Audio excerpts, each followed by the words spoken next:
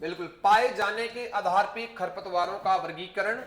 इसके आधार पर खरपतवार आपके दो प्रकार के हैं, विकल्पी खरपतवार, अविकल्पी खरपतवार। ये तो हिंदी टर्म्स हो गए। अब इसको अगर इंग्लिश में लिखोगे तो वो लिख सकता है फैकल्टेटिव, और उसके बाद में वो लिख सकता है ओलिगेटेड या ओलिगेट, एक ही बात है। इसको कहा जाता है एपोफाइट्स, उसी अविकल्पी को कहा जाता है एंथ्रोफाइट्स।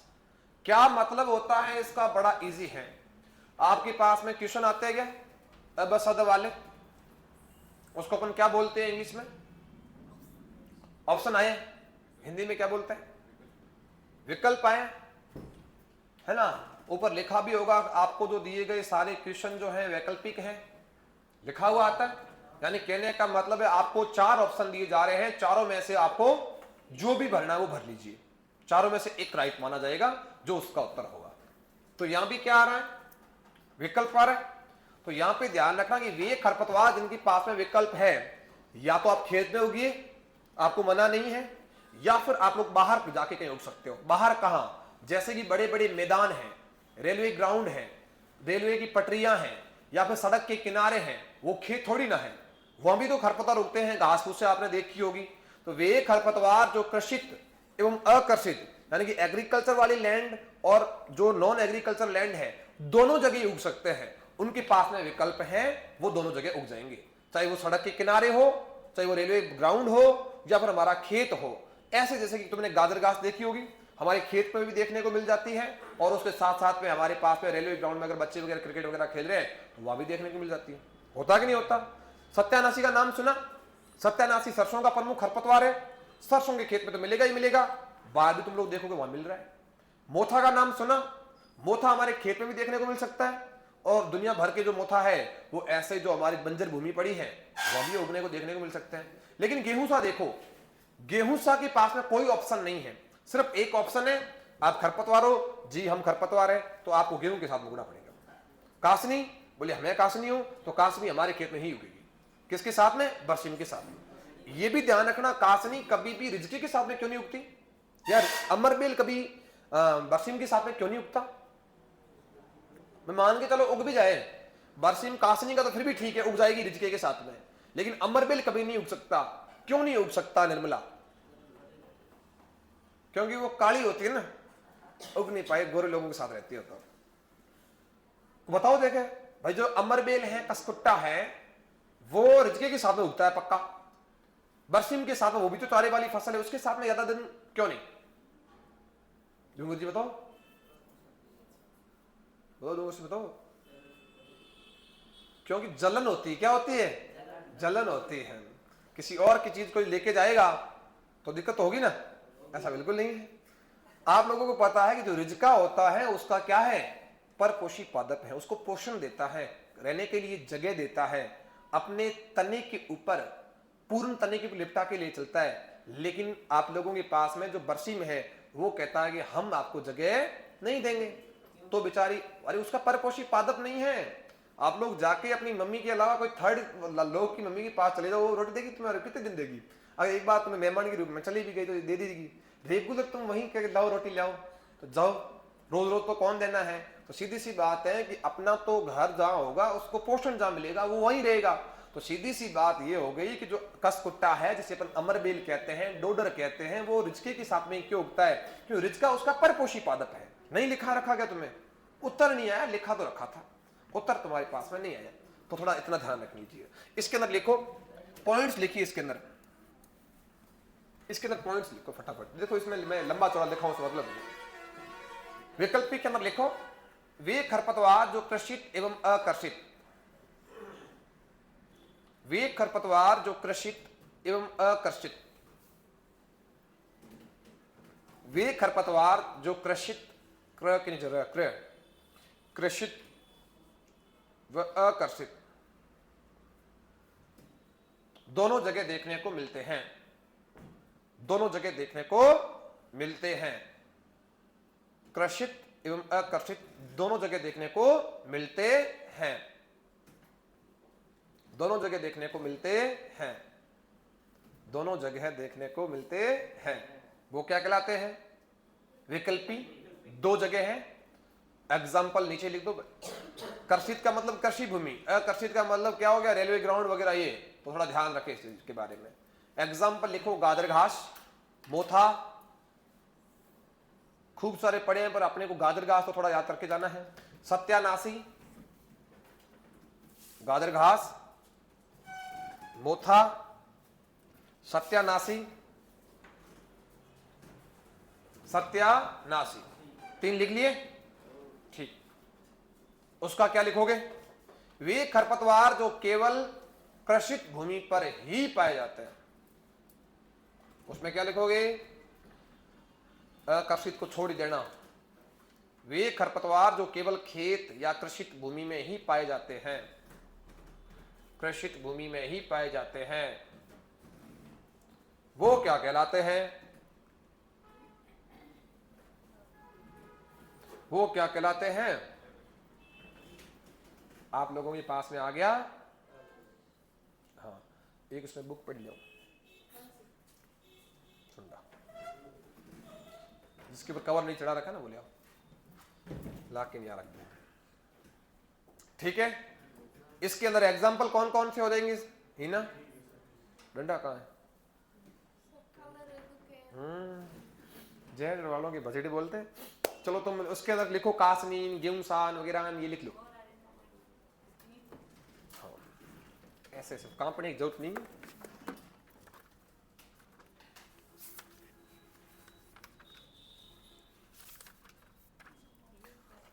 ये मात्राएं तुम्हें याद करनी पड़ती है ना, ये है कुछ नहीं याद करना।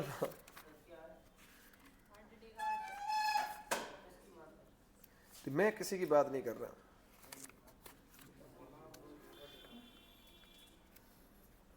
परजीवी वाले अपने लिखा दिए, सापेक्ष लिखा दिया, वॉल्यूंटर लिखा दिया। देखो इसने एक पॉइंट दे रखा कि मुख्य फसल में पूर्व में बोई गई फसल के गिरे हुए बीजों का उगना किस प्रकार के खरपतवार का उदाहरण है, बताओ तुम। ऐसा ही प्रश्न आ गया, तुम क्या उत्तर दोगे। प्रश्न में पूछना, उसको सबसे पहले सुनो। देखो इसने क्या कहा, मुख्य फसल में, एक केस, पूर्व में बोई गई फसल के गिरे हुए बीजों का उगना किस प्रकार का उदाहरण है, रोगीय खरपतवार, वॉल्यूंटर खरपतवार, रिलेटिव वीड या ऑब्जेक्शनेबल वीड। अब बताओ, वॉल्यूंटर आ गया ना, बड़ा इजी उत्तर था, बस इतना ही इसने दे रखा था। एक तो हमारे पास में ये है। कासनी के साथ में तुम्हारे को प्याजी के साथ में जंगली प्याजी लिखा है, उसमें कुछ एग्जाम्पल ऐड कीजिएगा ऑब्जेक्शनेबल वीड के अंदर। पे सत्यानाशी सरसों के साथ में लिखा दी, जंगली जई जई के साथ में लिखा दी क्या, ऑब्जेक्शनेबल वीड में, आपत्तिजनक खरपतवार के अंदर।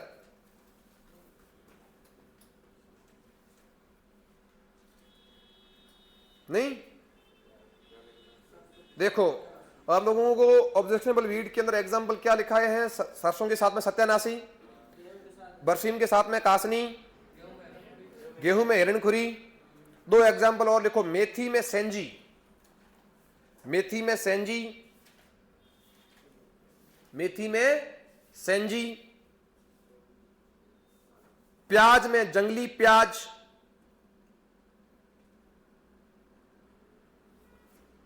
प्याज में जंगली प्याज, रिजके में कसकुट्टा,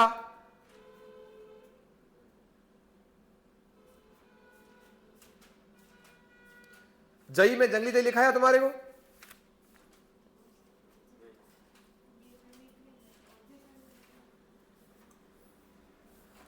चलो एक बार प्रश्न और पूछें, हाँ सेम दोनों में ही है।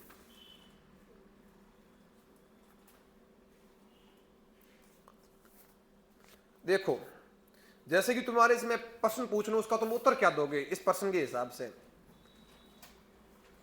खरपतवार फसल के साथ साथ में परिपक्व होते हैं तथा उसी फसल के साथ में लंबाई वाले होते हैं, इनके बीच मुख्य फसल के समान होते हैं, इसलिए इन खरपतवारों को अपन अलग से सेपरेट भी नहीं कर सकते। उन्हें अपन क्या बोलते हैं, देखो पूरा पढ़ना है इसको, एक लाइन को कठोर बंद कर लेना। वे खरपतवार जो अपनी फसल के साथ साथ में ही परिपक्व होते हैं, वे खरपतवार जो अपने फसल की समान ही लंबाई होती है उनकी, और उनके बीज हमारी फसलों की समान देखने को मिल सकते हैं, और मुख्य फसल के बीजों के साथ में अगर हो गए ऐड तो उनको सेपरेट करना कठिन काम है।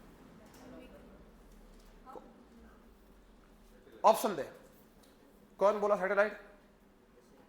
सैटेलाइट उत्तर सही है, यानी कि ये क्या बन चुके हैं, फसल चक्र का हिस्सा बन चुके हैं। अब आप लोगों के पास में कुछ इस प्रकार से किताबें लेके बैठ गए तो अब दिक्कत हो जाएगी तुम्हारे।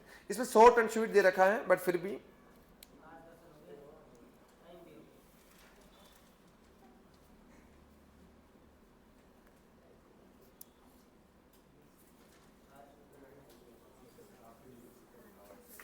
हाँ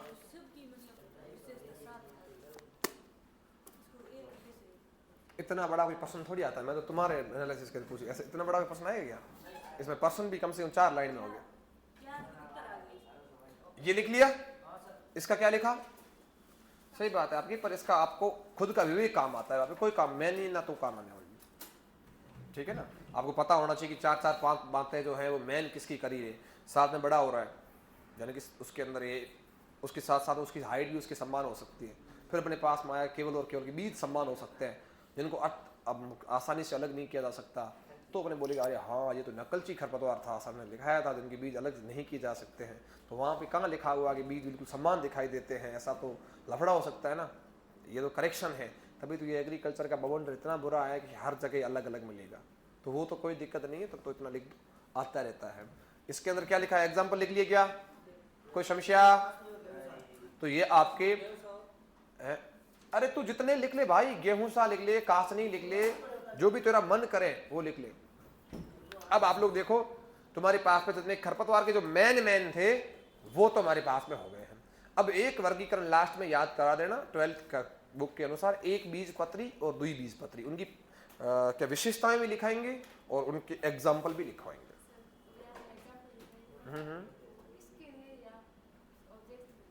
कब लिखा है एग्जाम्पल? अभी लिखा है वो तो ऑब्जेक्शनेबल रीड किया तूने कहा लिखी अभी इसमें? हाँ तो सही है। तो इसमें तो क्या है, एक फसल के साथ में मैंने क्या बोला, प्याज के साथ में जंगली प्याज। हाँ ऑब्जेक्शनेबल वीड के अंदर मैंने कहा कि अगर आप लोगों के पास में आपने 3-4 एग्जाम्पल लिखे हैं, नहीं विकल्प में कोई ऑब्जेक्शन वगैरह कुछ नहीं लिखा है भैया, उसमें 2 नाम क्यों लेंगे अपन, इसका तो परिभाषा ही देखो ना, वे खरपतवार जो कृषि एवं अकृषि भूमि पर उग सकते हैं, तो वहां पे तो मैं कह रहा हूं कि प्याज के साथ में जंगली प्याज तो कहां ऐड करे जा रहे हो, और उसके साथ में मेथी के साथ में सेंजी, तो उसमें क्या कर्षित क्या आकर्षित, वो तो मिश्रित वाला काम हो गया। तो वो अब अभी भी किसी ने गलत लिखा है क्या भैया? अभी जो मैंने 3 एग्जाम्पल आपको लिखा है, प्याज के साथ में जंगली प्याज हो गया, जो किसका एग्जाम्पल है, कोई भी विकल्पी के अंदर ना टिका दे, ना अविकल्पी के अंदर टिका दे, इनकी परिभाषा भी पढ़ो।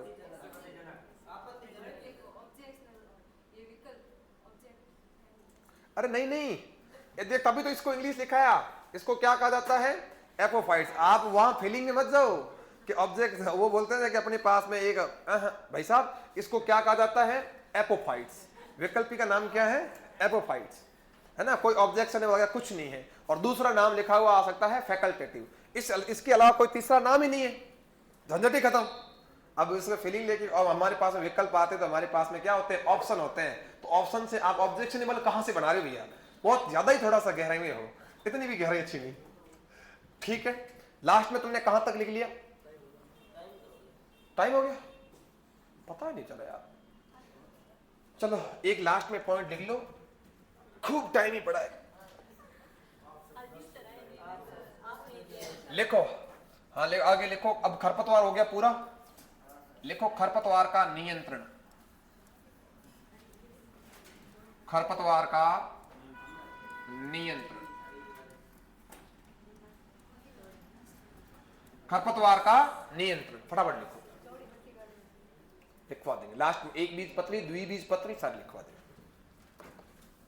खरपतवार का नियंत्रण, पहले तो खरपतवार होते कौन कौन से, 40-50 नाम आने लग गए, 40-50 तो आते ही होंगे या फिर नहीं, ठीक है।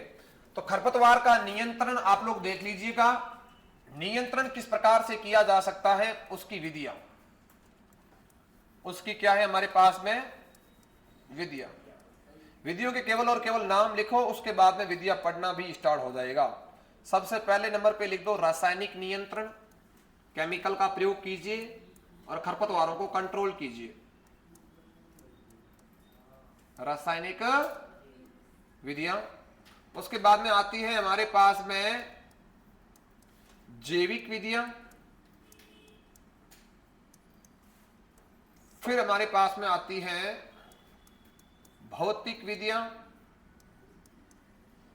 और उसके बाद में हमारे पास में आती है यांत्रिक विधि।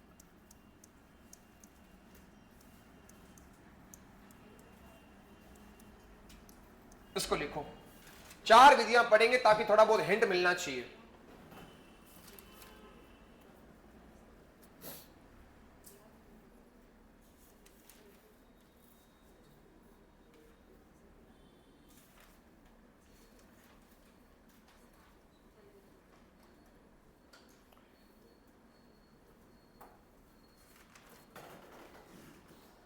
लिख लिया क्या?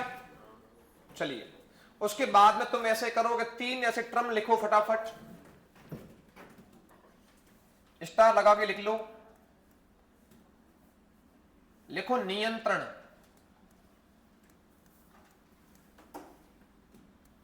लिखो इसको मतलब क्या होता है? कंट्रोल। ये परिभाषा आ चुकी तो थोड़ा सही से लिखें। खरपतवारों के द्वारा हमें कितना नुकसान पहुंचता है? ठीक है, खरपतवारों को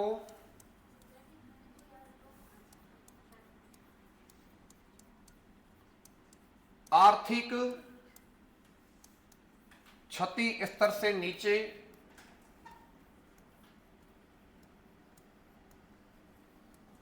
नीचे ही कंट्रोल कर लेना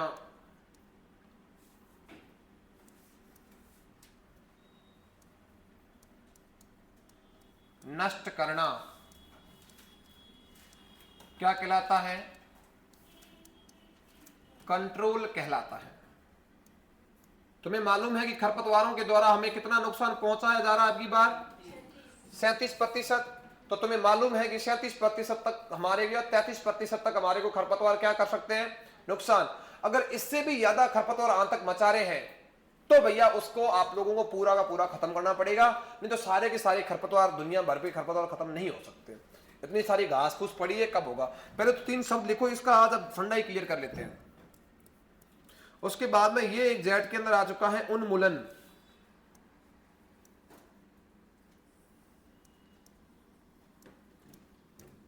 जिसको क्या कहा जाता है? इरिडिगेशन। ये क्या होता है? ये आया था आप लोगों के पास में जेट में, तो फिर हमारे पास में वापसी हो सकती है। खरपतवारों को संपूर्ण, खरपतवार प्रजाति को संपूर्ण ही नष्ट कर देना। खरपतवारों को पूर्णतया नष्ट कर देना।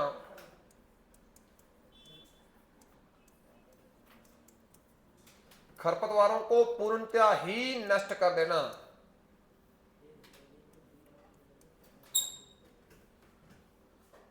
नष्ट कर देना। बिल्कुल खेत के अंदर एक भी खरपतवार दिखना नहीं चाहिए। जैसे कि आप लोगों ने देखा होगा कुछ जीरे के खेत होते हैं, उससे को बोने, जीरे को बोने से पहले पूरे के पूरे खेत को एकदम साफ कर लिया जाता है। लेकिन बाजरे के खेत में भी आप लोग सूड वगैरह करते हुए साफ होते हैं क्या? ऐसा क्यों? तो जीरा उगता नहीं होगा, थोड़ा जीरा मोटा मोटा जगह नहीं मिलती होगी, नहीं?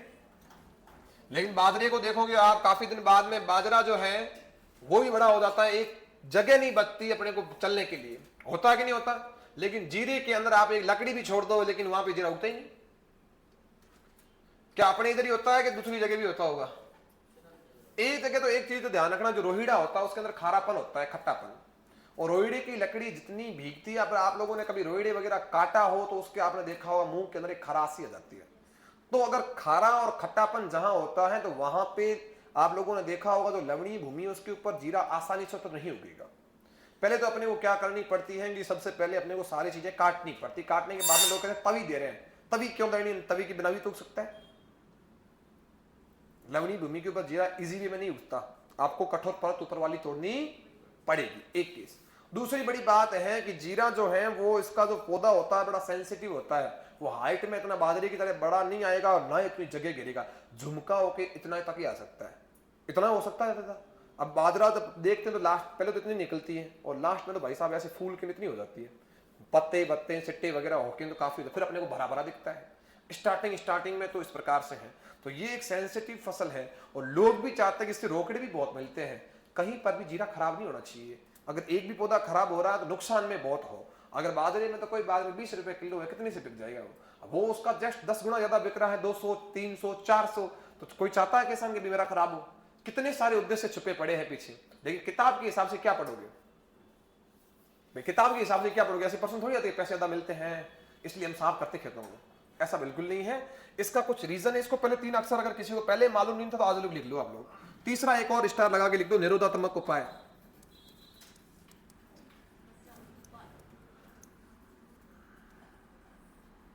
निरोधात्मक उपाय, प्रिवेंशन इसको अपन बोलेंगे।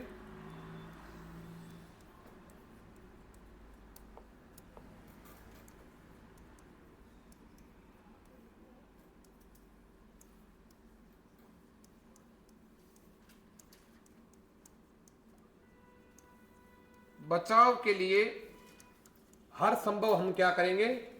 प्रयास करेंगे। कैसे भी करके हमें जो है हमारी फसलों को खरपतवारों के द्वारा जो नुकसान पहुंच रहा है उससे हमें बचना है। चाहे उसके लिए हमें बीज उपचार करना पड़े, चाहे हमें उसके लिए जो है खड़े हुए खेत के अंदर हर साल हमारे को कुछ ना कुछ सस्य क्रियाएं करनी पड़े, लेकिन हमें खरपतवारों से बचना है। तो बचाव ही उपचार किसके अंदर चला जाएगा? निरोधात्मक उपाय के अंदर। ये 3 अक्षर लिख लिए, इसको तुम लोग थोड़ा सा इजी वे से समझो।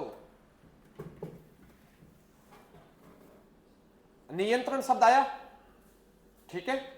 अब देखो ये हमें मालूम है कि ऐसा आंकड़ा आता है कि हर एक खेत के अंदर खरपतवार 33% नुकसान करते हैं। क्लियर है? हम अभी तो 37 पहुंच चुका, पर एवरेज तो पहले 33 चलता था, 33। अब उतना नुकसान करते हैं तो ऐसी तो है नहीं कि हमारा खेत कोई स्पेशल है तो हमें नुकसान नहीं करेंगे, खरपतवार तो करेंगे। घास फूस तो उगनी है जमीन के अंदर, तो पक्की घास फूस जो है वो रहती है, उसके बीज रहते हैं हर साल, वो तो उगनी है, उसको आप कितना कंट्रोल करोगे? Number 1 case. अब तुम ऐसे फालतू में ही ऐसे पैसे लगाए जा रहे हो खरपतवारों को नष्ट करने के लिए, लगातार दवाइयां डाले जा रहे हो, लगातार कोई बाहर से श्रमिक ले आ रहे हो, मजदूर ले आ रहे हो, भैया खरपतवार ही काटो, तो तुम्हें कल जो है उसका पैसा भी ज्यादा लगना है मजदूर का। तो तुम कोशिश करोगे कि चलो यार 20% तक नुकसान पहुंचा है, मरने दो, दुनिया भर के खेतों में नुकसान पहुंचा रहा है, हमें भी नुकसान पहुंचाएगा, पानी भी ले जाएगा, यूरिया डाल रहे हैं वो भी ले जाएगा, सब कुछ ले जाएगा, लेकिन हमारे को थोड़े थोड़े खरपतवार रोक देने हैं। आर्थिक क्षति स्तर से नीचे। हमें मालूम है कि भैया इकोनॉमिकल जो डैमेज हो रहा है वो 33% तो 100% होना ही है, ये करते भी है, ये आंकड़ा फिक्स बताता है, लेकिन ये तो 47% कर रहा है, तो हमारे को घाटा हो सकता है। तो मैं उस समय खरपतवारों को आर्थिक क्षति स्तर से नहीं, अपने खेत था, खेत में थोड़े जो खरपतवार हो गए, हमने उसको काट के साइड में कर लिया और अपन चिल मार के बैठ गए, तो उसका मैंने कंट्रोल कर लिया, नियंत्रण कर लिया। लेकिन मेरे को लगा कि नहीं साला खरपतवार का कोई नामो निशान ही नहीं रहना चाहिए, पूरा का पूरा खेत साफ होना चाहिए, सिर्फ और सिर्फ फसल होनी चाहिए, कहीं पर भी खरपतवार उगना ही नहीं, दिखना ही नहीं चाहिए। मैंने पूरे के पूरे खरपतवारों को तबाही करके नष्ट कर दिया, चाहे उसके लिए मुझे केमिकल यूज करना पड़े, चाहे उसके लिए मेरे को मशीनरी लगानी पड़े, चाहे उसके लिए मेरे को श्रमिक लगाने पड़े, तो उसको अपन बोलते हैं उन्मूलन। उसने प्रश्न पूछा कि खरपतवारों की मात्रा को संपूर्णतया नष्ट करना क्या कहलाता है? कंट्रोल कहलाता है, निरोधात्मक उपाय कहलाता है, इरिडिगेशन कहलाता है। यानी कि उसने इंग्लिश में शब्द दिए, कंट्रोल, इरिडिगेशन, प्रिवेंशन। तो पता होना चाहिए कि संपूर्णतया नष्ट करना क्या कहलाता है? इरिडिगेशन। कोई समस्या नहीं। आप लोगों के पास में कंट्रोल में क्या होगा? आर्थिक क्षति स्तर से नीचे खरपतवारों को नष्ट कर दो। इसमें क्या होगा? कोशिश कीजिए कि खरपतवार नहीं लगे, कोशिश कीजिए कि कोरोना नहीं हो, इसलिए मास्क लगाइए, हाथों को बार बार धोइए, बाकी कोई उपाय नहीं है। हाँ, अब वो वैक्सीन लगाइए। ये तीसरी कि जाओ लड़ो कोरोना से, कोरोना को मार दो, पूरा ही मार दो, और भैया उसको क्या बोल देंगे? उन्मूलन। क्लियर है क्या? ठीक है। टाइम हो गया क्या? बिल्कुल टाइम हो गया। चलो एक लास्ट पॉइंट और लिख दो, उसके बाद में चले जाओ। देखो रसायनों की प्रकृति, बिल्कुल मैं ऐसा कुछ नहीं करता राजा। लिखो रसायनों की प्रकृति, चार पांच ही लाइनें हैं, चार ही नहीं, शायद एक डेढ़ लाइन ही होगी। रसायनों की प्रकृति के आधार पे विषाक्तता का वर्गीकरण, विषाक्तता का वर्गीकरण।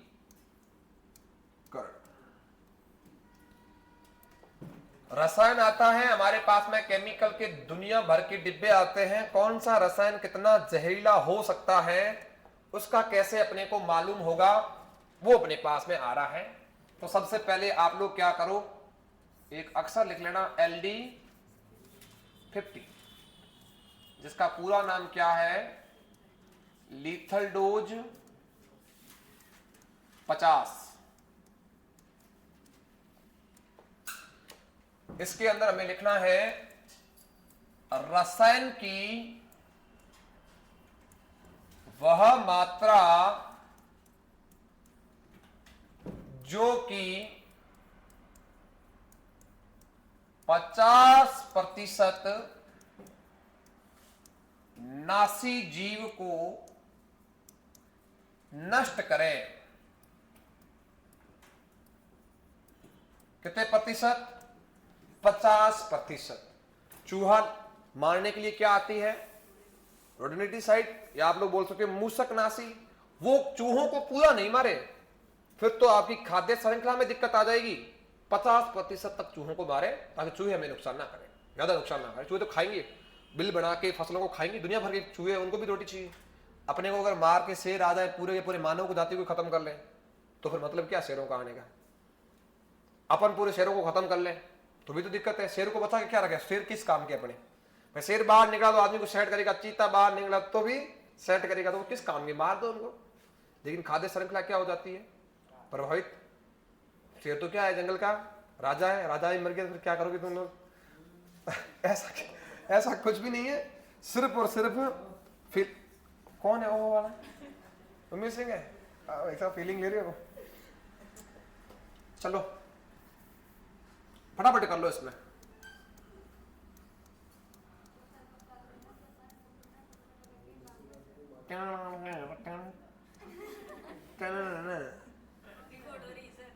भले रिकॉर्ड में कौन सा मर्डर हो जाएगा रिकॉर्ड में, हैं? कभी जाना वहां पे, बढ़िया, कोई बात नहीं, देखने के लिए, देखने के लिए ना, देख ले लिए। हाँ अब बंदे ठाकुर मत क्यों को दिन लाल या वो थारो इंतजार करता हो, हमारा राजा आला। नीला और हरा, जो आप लोग जहर की कोई पुड़ी ले आए हो या पैकेट ले आए हो या कोई डिब्बा लाए हो, उसके पीछे एक त्रिभुज आता है, ट्रायंगल आता है। उल्टा भी हो सकता है, सुल्टा भी हो सकता है। आजकल तो ऐसे भी आते हैं भैया, ऐसे भी आते हैं कुछ कुछ, मजा की बात नहीं, दो आते हैं क्रॉसिंग, पर वो अपने क्या करना, अपने परीक्षा में पढ़ना, ठीक है। तो देखो इसके अंदर LD जो 50 है उसकी मात्रा होगी 0 से लेके 50। पीछे mm लगा रखा ना, mg मिलीग्राम प्रति किलोग्राम है ना, हाँ। और उसके बाद में ये कैसा है, अत्यधिक जहरीला, हाँ, एक्सट्रीम टॉक्सिक।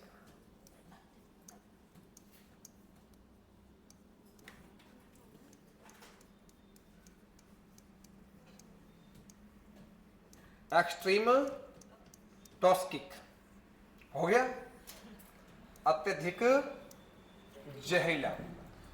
आराम से इसको खुले खुले लिखना, अगर कॉपी में जगह नहीं है तो कोई बात नहीं, थोड़ा सा व्यवस्थित लिखना। इसमें LD जो 50 है उसकी मात्रा 51 से लेके 500 मिलीग्राम प्रति किलोग्राम। ये भैया है अधिक जहरीला, ये कैसा है? अधिक जहरीला। इसको क्या कहते हैं? Highly toxic. ठीक है, अब इधर आ जाते हैं। यह है मध्यम जहरीला। अरे मध्यम जहरीला तो बाद में लिख लेते हैं, पहले LD50 की मात्रा बता देते हैं। LD50 की मात्रा कितनी होनी चाहिए इसमें? 500 से लेके या 501, मर्जी पड़े वैसे लिख सकते हो आप। 501 से लेके 5000 मिलीग्राम प्रति किलोग्राम। इसे अपन क्या बोलते हैं? मध्यम जहरीला। बच्चों की पहुंच से बाहर रखें, आने वाला समय खराब है। आने वाला समय बड़ा खतरनाक हो सकता है। काम की चीजें प्रेमलता, काम आ सकता है, बच्चों की पहुंच से दूर रखें।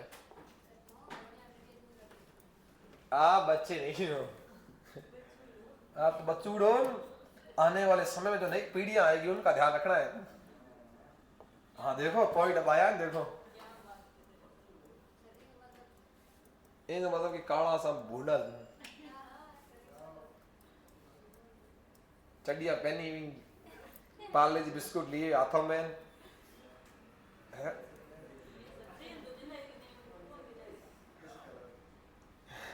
अभी तक नहीं भूल रही होगी उसको।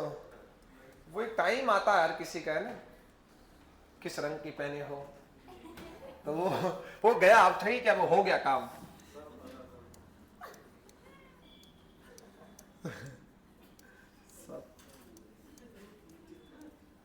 लो टॉक्सिक। पहले तो अपने को 4 ट्रायंगल तैयार कर लेने हैं, लाल पीला नीला हरा। लाल पीला नीला हरा। रेलवे स्टेशन पे कौन सी बत्ती लगती है विमल? क्यों? रुकने के लिए। देखो लाल बत्ती रुकने के लिए होती है क्या?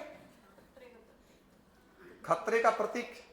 और विमला और क्या काम हो सकता है? लाल जो है रेलवे स्टेशन पे, रेलवे जो तुमने अपने वो लगे होते हैं बोर्ड, या फिर वो बत्तियां लगी होती है, वो हमेशा रेड ही क्यों लगी होती है? काली लगा दो, काली, सफेद ही लगा देते हैं। रात को काली नहीं दिखेगी, ये भी बात सही है। पीली लगा देते, पीली दिखती मस्त। लट्टू देखो, लट्टू पीले आते हैं, नीले देखो, भोले भोले। लाल एक ऐसा रंग है जो पारदर्शिता के रूप में आप लोग देख सकते हो। कहने का मतलब है ये प्रकाश के अंदर आप लोग जो अंधेरा उसको चीर के उसको दिख सकता है। रेड अगर कहीं पर भी होगा, खतरे का निशान इसको इसलिए माना गया है कि भैया आपने को एक मिल जाता है कि भैया यहां पे चीज जो है वो कहीं ना कहीं कुछ ना कुछ रोपा गया है, नहीं तो मालूम ही कैसे लगेगा। रेड कलर का मतलब ही डेंजर है।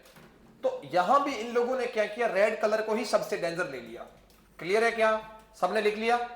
सुनो, सबसे पहले ये है क्या, अपन अब स्टार्ट तो अभी तक मैंने नहीं किया कि रासायनिक नियंत्रण, लेकिन थोड़ा बहुत इसको हिंट ले लेते हैं क्योंकि ये भी अपना टॉपिक है। देखो रसायनों की प्रकृति, और रसायन अगर है केमिकल है तो केमिकल जो है वो खरपतवारों को मारने के लिए उपयोग में लाए जा सकते हैं, कीटों को मारने के लिए उपयोग में लाए जा सकते हैं, चूहों को मारने में उपयोग में लाए जा सकते हैं, रोगों की रोकथाम करने में उपयोग में लाए जा सकते हैं। जैसे कि हमारे पास में क्या आ सकता है? कीटनाशी, खरपतवारनाशी। आप लोगों के पास में चूहा जो मारने के लिए आप लोग मूसकनाशी बोल सकते हो। निमेटिसाइड यानी जिसको अपन जो आप लोगों सूत्रकृमियों को मारने में उपयोगी है। फफूंदनाशी जो रोगों से संबंधित, फफूंद से संबंधित जो भी रोग हैं उनको मारने के लिए उपयोगी है। ये सारे के सारे है क्या? केमिकल। केमिकल का मतलब क्या है? रसायन। लेकिन सारे के सारे केमिकल की क्वालिटी एक जैसी तो नहीं हो सकती। आप लोग भी देखते हो कि घर के अंदर, हमारे गांव के अंदर या फिर कोई भी अपना कोई गांव है, ढाणी है, तो वहां पे अगर कीड़े मकोड़े ज्यादा निकल रहे हैं तो पैकेट खूब गाड़ों के ऊपर बिकते हैं, वो ले जाते हैं। वो इतने जहरीले थोड़ी ना होते हैं, थोड़ा बहुत अपन भी कभी हाथ में ले लेते हैं, कुछ ऐसे भी होते हैं। ये बड़े खतरनाक चीज होती है।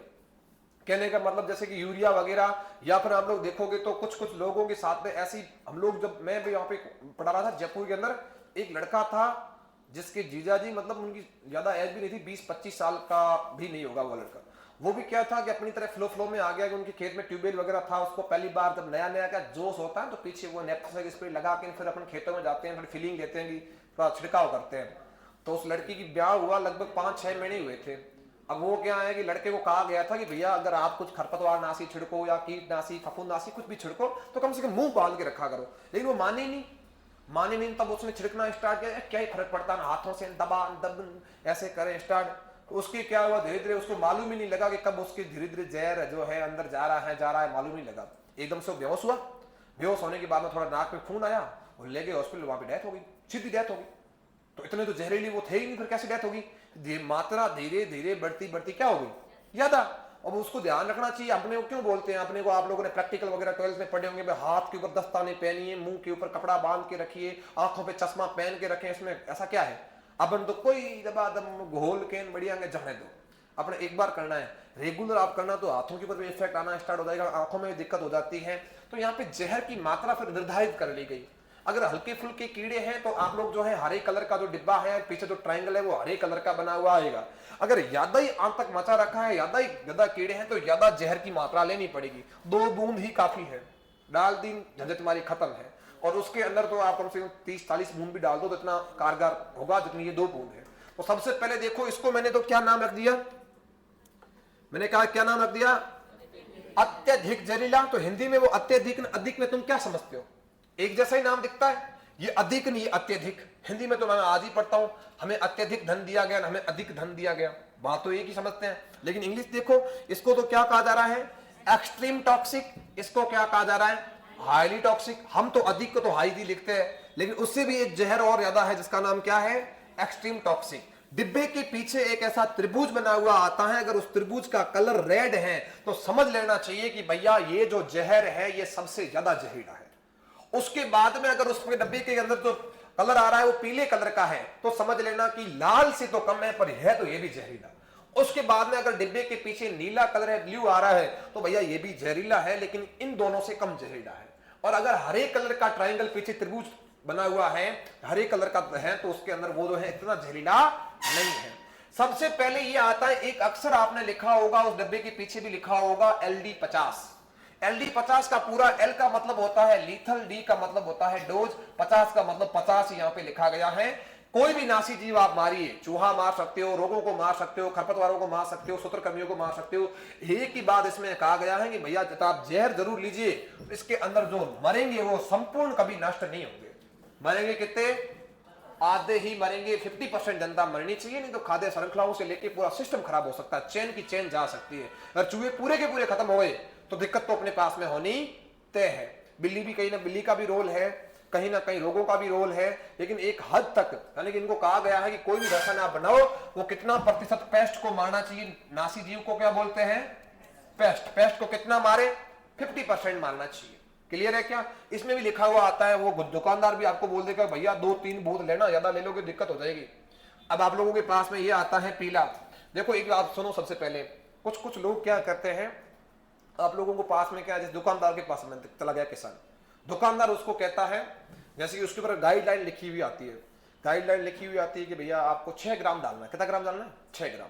तो दुकानदार बोलता है कि कंपनी ने थोड़ा हल्का बना दिया होगा, 6 ग्राम क्यों, थोड़ा 7-8 कर देते हैं। तो कहता है थोड़ा 8 ग्राम डाल देना, वो लिख देता है 6 से लेके 8। किसान के मन में फीलिंग आता है, दुकान वाले ने 6-8 बताया तो यार थोड़ा एक्स्ट्रा ले लेते हैं, 8 से 10 लेना चाहिए ना, तो वो 8 से लेके 10 लेना है। अब तुम लोग सोचो कि तुम्हें छोटा सा मामूली सा जुकाम है जिसके अंदर एक टेबलेट से अपने काम चल रहा है, लेकिन मैं तुम्हें लेकिन 4-5 इंजेक्शन वगैरह टेबलेट में ठुका दूं बढ़िया, तो उसका नेगेटिव इफेक्ट भी आएगा। तो जो लोग चाहते हैं वो मिलता नहीं है। अब कंपनी वालों ने भी सोच लिया कि मार्केट की वैल्यू वो रखो 6 से 8, पर जहर कम कर दो।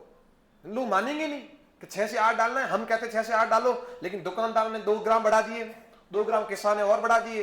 हो सकता है कि अपने काश्तकार को और बोल दे कि भैया मैं तो किसान हूं, मैं तेरे को दवाई लेके आके दे दिया, तू मेरा किस्सा है, तू कर। कह रहे साहब कह के गए 2 ग्राम नहीं बढ़ा लेता हूं थोड़ा, तो 12 ग्राम होगा, 6 की डोज 12 भी पहुंच गई, तो भैया जस्ट डबल डोज आ गई, तो फिर यार उसका तो काम खत्म ही है, विपरीत प्रभाव तो आएगा। तो इसलिए इन जहरों के ऊपर मात्राएं दे दी गई कि साहब ये इतना जहरीला, ये इतना जहरीला, ये इतना जहरीला। अब एक चीज ध्यान रखना, यहाँ पे LD50 क्या है, सबसे ज्यादा है, लेकिन ये क्या है बेचारा, कम जहरीला।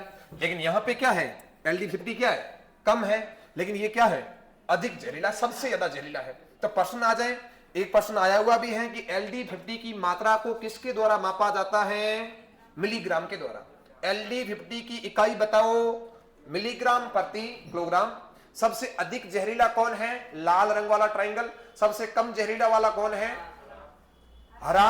और उसके बाद में ग्रीन भी लिखा हुआ है, तो हरे को छोड़ के नहीं आना है। जिसकी LD50 की मात्रा ज्यादा होती है वो कम जहरीला होता है, जिसके अंदर LD50 की मात्रा कम होती है वो क्या होता है? अधिक जहरीला। कोई समस्या नहीं। तो अपने पास में 4 ट्राइंगल है। याद करने का भी बड़ा इजी तरीका है। 0 से 50, 50 से 500, 500 में 5000 और 5000 में 5100। 5100 तो डाल दो। 5000 से ज्यादा करें 10,000, 8,000 आ सकता है। तो एक पॉइंट लिखो फटाफट, इकाई लिखो इसकी। देखो LD50 की इकाई, LD50 की इकाई मिलीग्राम प्रति किलोग्राम। फटाफट लिखो LD50 की इकाई, LD50 की इकाई मिलीग्राम प्रति किलोग्राम। देखा? आगे पॉइंट लिखो। देखो, जिस रसायन में LD50 की मात्रा ज्यादा होती है वह हमेशा क्या होता है? कम जहरीला होता है। तथा जिस रसायन की LD50 मात्रा कम होती है वह क्या होता है? अधिक जहरीला। क्यों? सही बात है मेरे ले। जिसकी LD50 मात्रा उल्टे पुल्टे हैं सारे।